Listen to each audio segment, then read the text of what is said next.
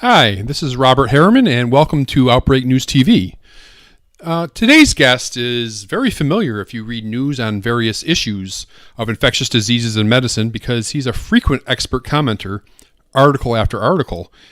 He was named one of Stat's 13 clinicians to follow on Twitter, and in 2015, named one of 5 Pennsylvanians to watch by the Pittsburgh Tribune Review. He has also been a guest on my radio show and my podcast a number of times. So to look at some topics of infectious diseases, medicine, and the media, please welcome Amesh Adalja, MD.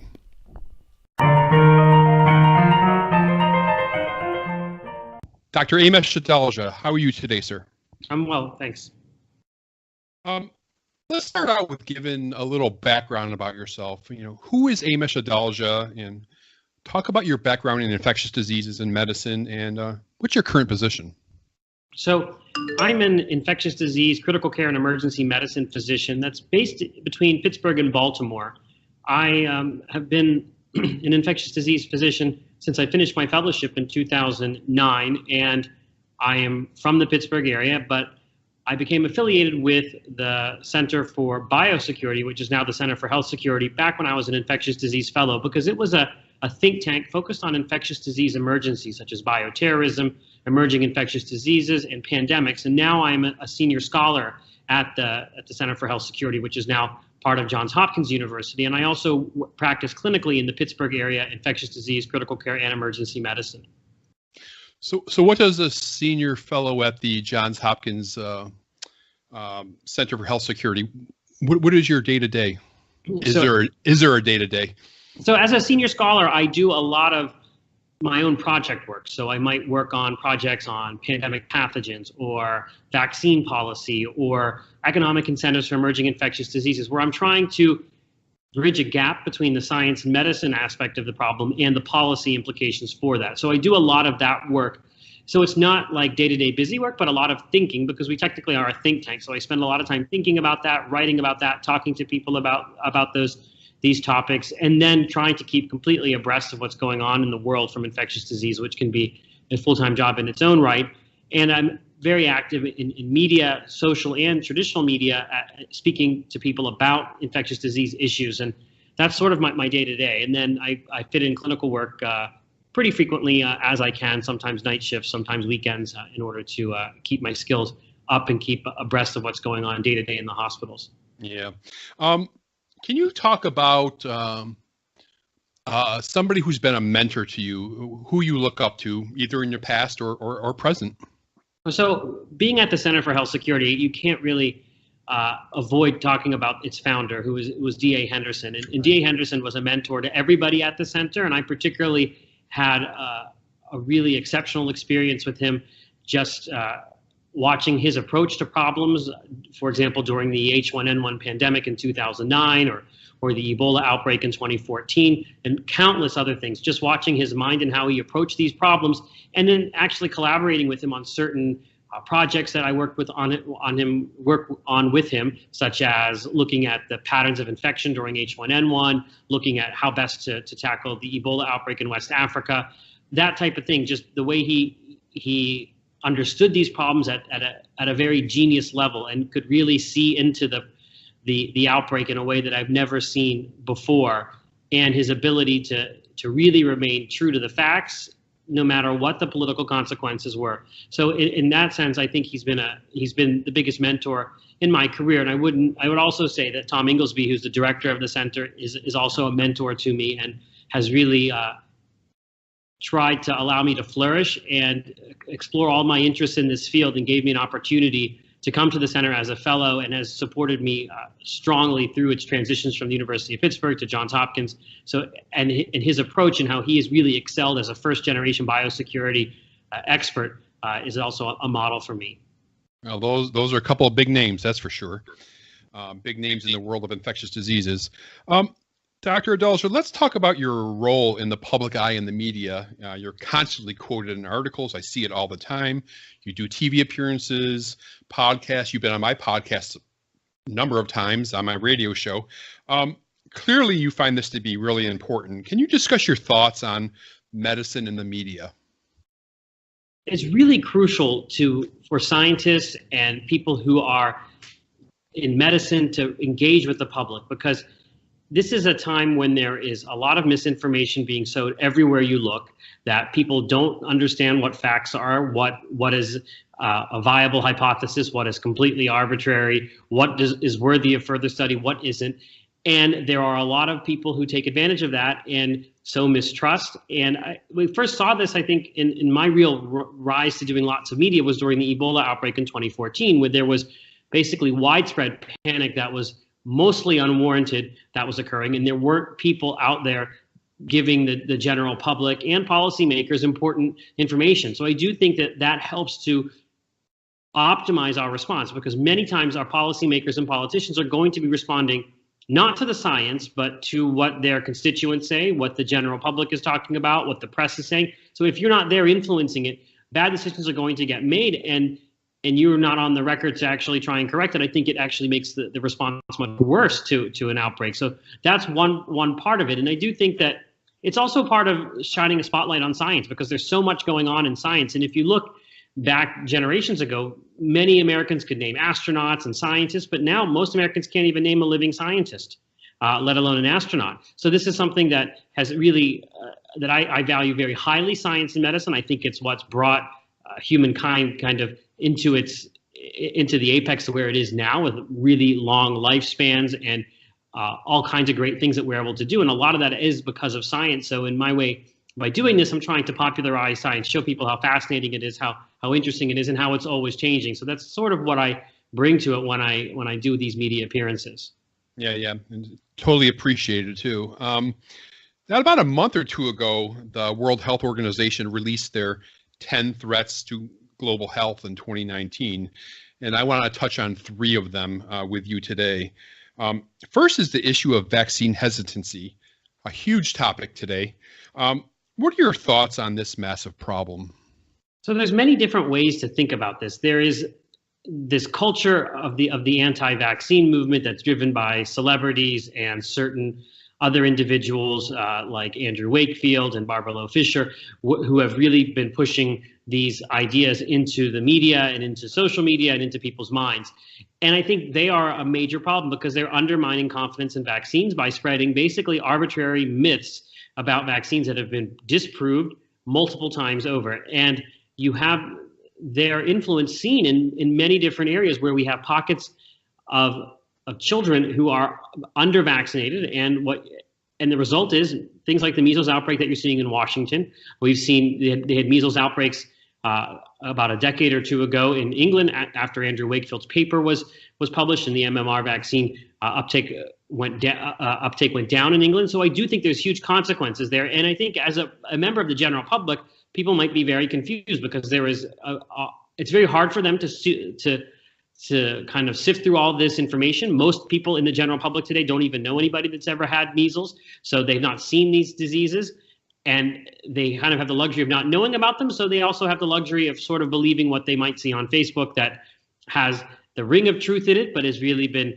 disputed. So I do think it's one of the major problems that we face, and I think the WHO is correct in naming it one of a major threat to public health. And it may not be that it has this effect in the United States, but if you look at places like the Philippines or other countries where they have major outbreaks, and remember 85,000 people died, for example, of measles, this is a major issue. Or think about the Ebola outbreak and how instrumental the vaccine has been. If you get people to be hesitant about that Ebola vaccine, the outbreak that's going on in the DRC right now might be magnitudes higher. Yeah. One question I was never really sure of, and I'm really interested to get your opinion on it, is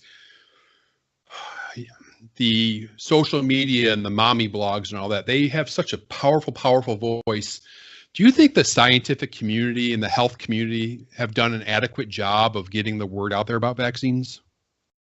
I think we're doing better now, but in general, no, because many scientists were really reticent to get involved in social media or on Twitter or to engage with the general public on these issues. It wasn't something that was valued, and it's still not something that's valued by academic medical centers so much. It's very hard to use that when you're thinking about promotion or putting it on your CV. I can remember when I was an infectious disease fellow and I was telling my division chief that I was writing all this stuff for the internet, and he said, "The internet? I want you to write stuff in books and journals. I want to put your name in PubMed and see how many citations are there. So there is this traditional wall between the general public and science that was kind of constructed, but I don't think it necessarily has to be so. And we're now seeing in the modern age, a lot of physicians and scientists and public health officials really engaging with the public. And it does work when you have that ability to talk to people and actually see what they're thinking. And it makes differences because we have seen some turnarounds. For example, Washington State, record numbers of measles vaccines this year compared to last because of the impact of the outbreak and people really talking about the benefits of the measles vaccine. Even just last week, I took care of a patient who had just gotten her daughter vaccinated because she was nervous about measles, and she was somebody who had been vaccine hesitant. So it does work when you engage with those people. And I do think it's important to get involved with these grassroots groups and to engage with all of these social media groups and try and point the facts out and try to explain it to people at their own level what the stakes are with this battle against infectious disease. But clearly it's still an uphill climb. Yeah, definitely. It is. Most of the people are not as savvy as people who use these blogs and social media as much as these individuals that are spreading this misinformation do. But it is going to be hard to do, and hopefully the lining in this cloud that's over Washington State will be that people will see that measles is something that can easily roar back if you have any kind of complacency with vaccination rates, and hopefully we'll see an uptick in vaccination rates post this year's outbreak. Yeah.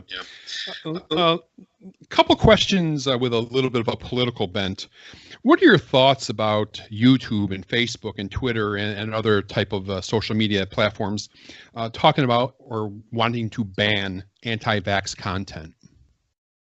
What you have to remember, these are private platforms, so that they have the right to put what they want to put on there, and they can set their rules of engagement however they want.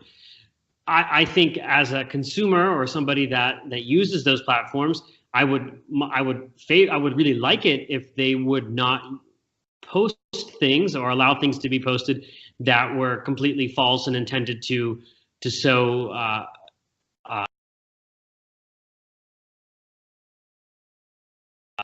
but I do think it's their right to do it, and I think it's a slippery slope if you get people to try and have the government intervene with these platforms and start to actually do government type of censorship of them. So I don't advocate that. I do think that it's important for advocates of vaccines to push social media platforms like Facebook, YouTube, Pinterest, all of these groups to try and delimit or put warnings on those things. But I think it really has to be left to the companies to do it, because I don't want to see this become a subject of regulation, and I don't think it's right for those things to be regulated in that way, because these are our private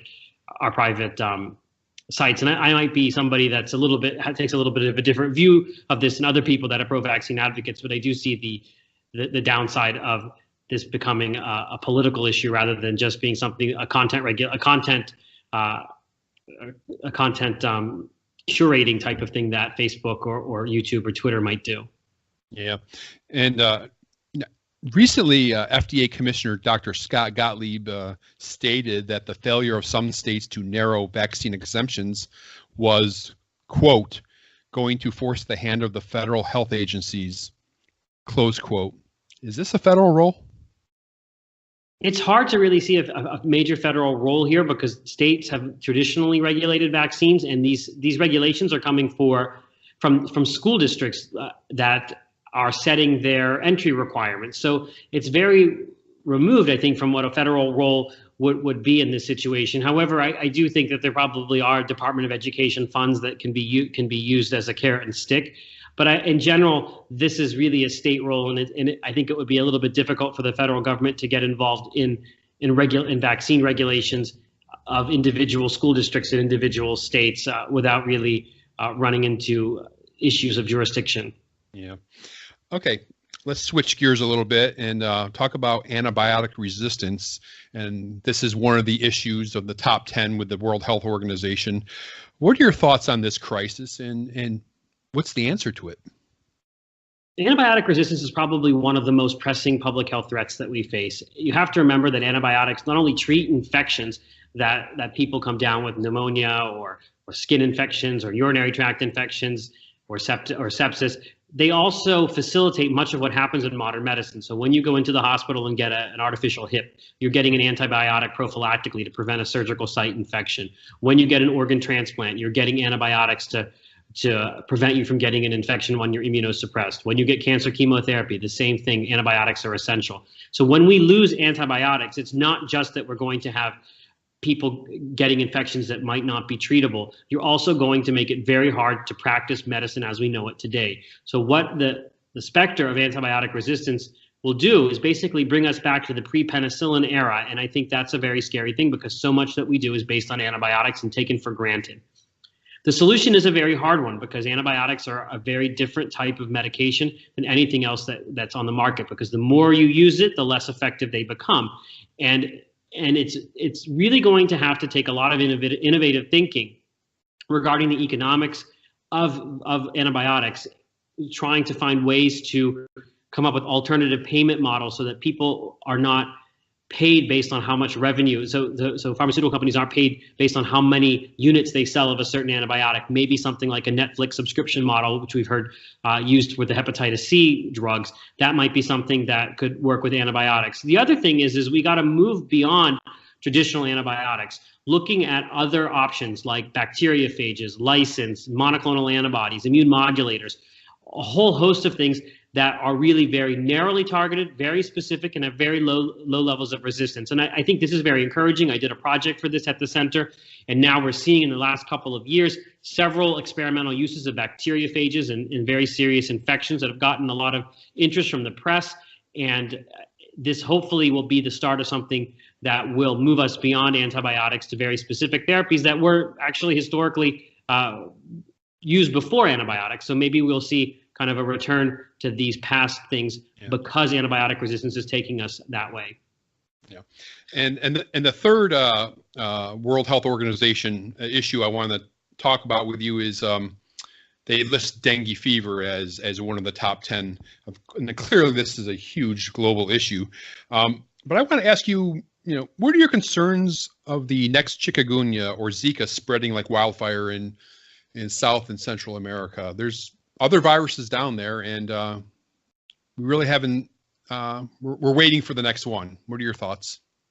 I think there are a whole host of viruses that are spread by Aedes vector mosquitoes that could follow the same pattern of chikungunya and Zika. That the Aedes mosquito is a very, very important disease vector. It has a very big range, and it is very resistant to community level efforts to eradicate it from in areas where humans dwell. So I do think that there are other viruses that we have to be on the lookout for that can spread that way. And I think that using chikungunya and Zika as examples of viruses that were not known in that part of the world ever, and watching them cause millions of cases and lots of morbidity, and it really makes it very vivid how easily a vector-borne infection can spread if it has the right environment. So I do think that looking at these diseases as patterns and being on the lookout for anything else that can spread through these vectors or exploit them is very important. And I think that really underscores the need for vector control to be an important priority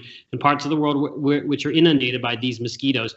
And I do think we're seeing some interesting things going on with genetically modified mosquitoes and gene drives and Wolbachia infected mosquitoes that really might change the equation in our favor when it comes to these diseases that are spread by mosquitoes like chikungunya and Zika.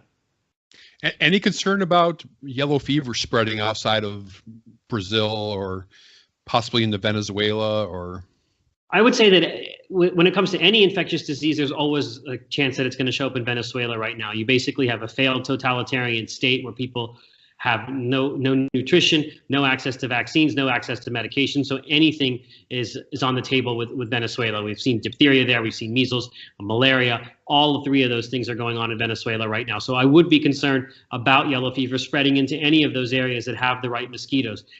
Thankfully, we do have a vaccine, but it has to be deployed appropriately to be able to be used. And we have seen yellow fever cases that went from Africa to China a couple of years ago. So there is always a risk of yellow fever spreading. And you have to remember that yellow fever at a time basically marched all along the eastern seaboard of the United States as far north as Boston. So yellow fever can find hospitable many places where you don't traditionally think of it. And we may have to think a lot harder about yellow fever vaccine policy if it does spread into other countries. Yeah. Now, you also have a blog. It's called Tracking Zebra at trackingzebra.com. And I enjoy reading it because you do a lot of book reviews, and it points me in the direction of some of these books.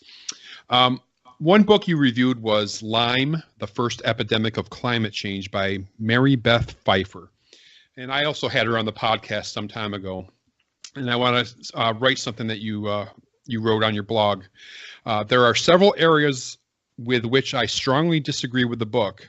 Not surprisingly, much of my disagreement deals with her disparagement of the Infectious Disease Society of America and major academic Lyme disease researchers, which she basically describes as involved in a vast conspiracy to hide the truth about Lyme. The ire is focused almost entirely on this contentious subject of chronic Lyme disease. Dr. Adalja, can you elaborate on that? And what is your position on Lyme disease in general? Because clearly this it's expanding. Excuse me, it's expanding. What's your view on this? So Lyme disease is a serious infectious disease problem. We do know that it is expanding to more and more states, that the habitat of the tick that spreads it is getting larger, that we're seeing more and more cases, and that the estimates that we see of case numbers are probably grossly underestimating what the true burden of infection is. But where I differ from some of these individuals, such as the author of that book, is Lyme disease is an acute infectious disease that is treatable and amenable to antibiotic therapy, usually no more than 2 to 4 weeks, depending upon where it might be located in what stage of the Lyme disease a person is suffering from. And there has been zero evidence, to my knowledge, that prolonged antibiotic therapy actually has any beneficial effect on the course of Lyme disease. There is a subset of patients who, the ones that actually have confirmed diagnosis of Lyme disease, may have lingering symptoms. But I don't believe that that's something that's strange for an infectious disease. Many infectious diseases can have lingering symptoms that go long after the infection has been eradicated. I think it's important to try and understand what these patients have. But what they don't have is ongoing infection with Lyme disease. And if you've ever taken care of any of these patients or seen them, you really understand that they're suffering, that there is something that's clearly interfering with their quality of life. And I think it's challenging because many people want to hang this on Lyme disease. But when you look at these patients, for example, if you look at their blood work, they don't have any evidence of inflammation. They don't have any evidence that their immune system is activated at that time. And there's no evidence that they need any more antibiotic therapy. And that's just the beginning, because now there are people that are getting hyperbaric therapy. They're getting a whole host of different expensive treatments that really are directed against an infection that's no longer present. And I think this is obscuring what actually might be truly wrong with those people. So you need to direct them away from focusing on the Lyme bacteria, which is long gone and not causing a problem, and towards whatever actually is at the root of their symptoms. And it is not like the scientific community hasn't tried to look for these. There's been multiple papers looking at this type of this phenomenon, trying to understand what's going on. And I do think there are important secrets there that we don't know about, but we have ruled out many of the hypotheses about dormant cells or persister cells or something that's going on that the antibiotics aren't reaching. And it's also, I think, important to remember that many people who say they have Lyme disease, when you do the actual blood test, looking for evidence of Lyme infection, they don't have it. So what I'm restricting my comments to are people with actual, CDC confirmatory criteria met Lyme disease. The last thing I want to say is that there are other infections that can be spread by ticks, and grouping them all together, which is done in this book, can sometimes be disingenuous, because each of those diseases have their own trajectory. We've got Borrelia burgdorferi causes Lyme. There's Borrelia myomoti, then there's babesiosis, there's ehrlichiosis, anaplasmosis, there's powassan. All of these things spread by the same tick, and I think it's really important to disentangle that, but it's all getting grouped together as Lyme, and I think that there's just a lot of important public education has to be done, but unfortunately it can be very acrimonious and very difficult to talk to people in this field, and I think it's very tragic that our best minds in Lyme disease have been attacked by this group and are very reticent to engage sometimes because of all of the fighting that happens. Even the man who described Lyme disease has now become one of the enemies of this group. Yeah, but clearly you agree there needs to be a lot more research into this, right? I do think that they need to look at those patients that have lingering symptoms after treatment of Lyme disease and try and understand, is there something different about their immune system? Is there something different about their genetics? Is there some way to predict who will have these symptoms and who won't have these symptoms? I think those are valid research questions. And I do think that it's worth pursuing them because it is becoming a burden and it's become something that many people are plagued with. But I do think that certain research questions have been answered regarding the use of prolonged antibiotics and evidence of persistence of infection. And that kind of leads into my next question. And I was wondering what your thoughts were on some of this recent research on non-antibiotic potential therapies like stevia or essential oils. The essential oils one is from a researcher at Hopkins. With respect to treatment of Lyme disease? Yeah. I'm not so familiar with some of these other molecules that may or may not have been tried. I do think that there are a lot of immune modulatory properties that occur in other substances that may have some benefit, but the answer is to actually test these in non-anecdotal ways, in randomized controlled trials and observational studies, looking at actually what's going on and trying to understand the biological plausibility of how these things are working. And I would rather people use stevia and essential oils than antibiotics inappropriately. Okay. Let's get off of Lyme disease now. And a term you used with me on the podcast a number of times, and it's called return to the primitive. And whether we were talking about raw milk or we were talking about raw water, can you tell the audience what you're talking about when you say return to the primitive? That's a very interesting phrase. So I use that when we're talking about phenomenon where people are trying to go back to what it was before we had modern technology. So when we're talking about raw milk, pasteurization was a very important technology that made milk safe to drink, that removed pathogens. So this was a technological advance. And when you see people saying, I don't want pasteurized milk anymore, I want raw milk, they're really returning to what we did in a primitive society where we didn't have the technology to pasteurize milk. And the same thing goes with certain vaccines where they want to have, measles just like their grandmother did and suffer the consequences of it when we've got a technology to eliminate the risk of measles. So I do think that this is a kind of almost a misplaced and in some cases even nihilistic idea that they want to return to the suffering of prior ages when civilization hadn't advanced to a point where it could control these risks of life. So in that sense, I do think they're trying to return us back to a primitive state of affairs where drinking milk was Russian roulette, or your bout with measles, you may end up being fine or you may end up dead. That's what they're doing. They're trying to remove that technology the technology that took away all that uncertainty with drinking milk or going out into public and being around people that were sick or any of those things. So I do think in that sense, it does represent a return to the primitive because that's what we're facing if you get rid of pasteurization or if you have large swaths of the population that aren't vaccinated. Yeah. Last question, Dr. Adalja, what are your biggest concerns? You're at a infectious disease think tank. And what are your biggest concerns today and a couple years, 2, 3, 4 years in the future as far as infectious diseases? Is it pandemic flu or is it something else? I would say definitely pandemic flu. This is a question. Yeah. This might be something that everybody says to you, but it is really a question of when, not if. We know that pandemic flu can do this, and it's done it multiple times. I think that's the most pressing infectious disease threat that humankind faces. I think that all of the other ones really pale in comparison to that. I think there are going to be changes in the way every year there's going to be some new infectious disease that emerges. Something might behave a little bit differently, spread to a new area.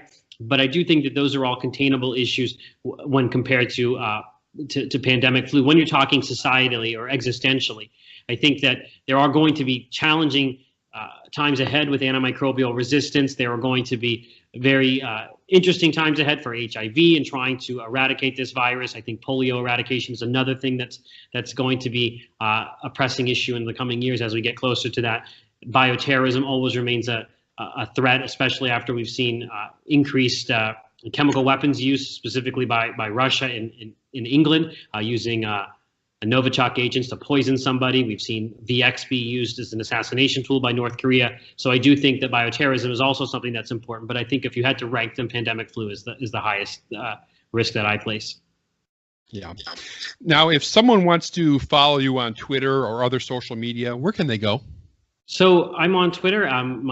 My handle is at AmeshAA, so AMESHAA. My website is www.trackingzebra.com, and you can find a lot about me there as well. Perfect. And it's definitely a good Twitter person to follow. He's always covering lots of stuff, and he's in about every magazine article there is. So I would definitely check it out. And Dr. Amesh Adalja, thanks for spending this time with me today. I appreciate it. Thanks for having me. And don't forget to check us out at the website, OutbreakNewsToday.com, the podcast, Outbreak News Interviews, which can be found on the website, on Apple Podcasts, Stitcher Radio, and Spotify, and the Outbreak News This Week radio show, which is aired Sundays at 1 p.m. Eastern Time in the Tampa Bay area on AM 1380 The Biz, or online streaming at 1380thebiz.com. And check out our social media presence, Facebook at Infectious Disease News, and Twitter at BackDman63. Outbreak News TV is a production of The Global Dispatch. Copyright The Global Dispatch Incorporated, 2019.